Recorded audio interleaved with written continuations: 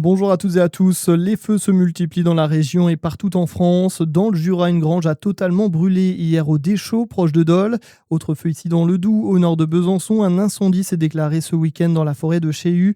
5000 m² ont brûlé, 0,5 hectares. Grâce à l'intervention rapide des pompiers, un barbecue sauvage pourrait être à l'origine du feu. Chacun est appelé à respecter les bons gestes pour éviter tout incendie.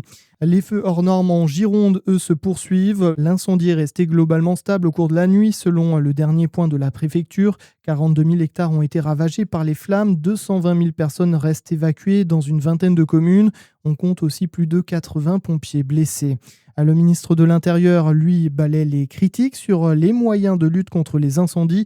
Invité du 20h de France 2 hier soir, Laurent Nunez a défendu l'action du gouvernement alors que certains professionnels se plaignent du manque de moyens humains et matériels. Laurent Nunez appelle à l'unité face à cette situation inédite. Je ne peux pas laisser dire que les budgets sont partis ailleurs. Ça n'est pas possible. Vous savez, en 2017, le budget de la sécurité civile, c'était 450 millions d'euros. En 2026, c'est 800 millions d'euros qui ont été en partie destinés à renouveler notre flotte. Vous avez des moments d'arrêt de maintenance d'un certain nombre d'avions, mais qui sont très courts. C'est ce qui arrive dans tous les pays d'Europe. Il faut arrêter de raconter n'importe quoi. Pourquoi on fait de la maintenance ?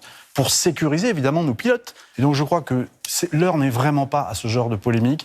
Bien sûr qu'on va encore progresser, mais on ne peut pas dire qu'on n'a rien fait. Et pour faire face à ce type d'incendie, nous avons des moyens et un engagement humain qui est absolument remarquable, que je veux saluer, de l'ensemble de nos effectifs. Laurent Nunez qui a également annoncé hier que 115 000 hectares ont été parcourus à ce stade par des incendies depuis le début de l'année en France.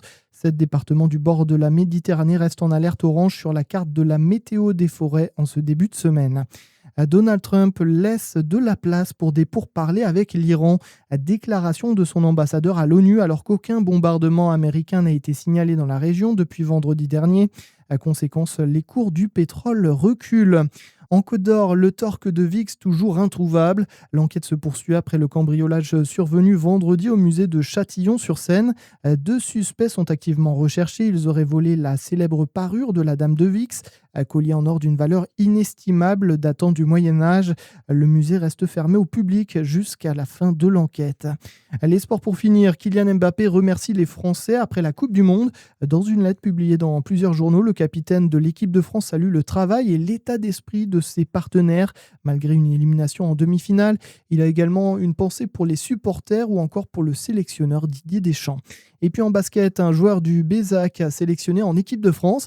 À Besançon, à peine arrivé, Hugo Boumputu, un nouvel ailier du Bézac, intègre les Bleus dans l'équipe 3x3.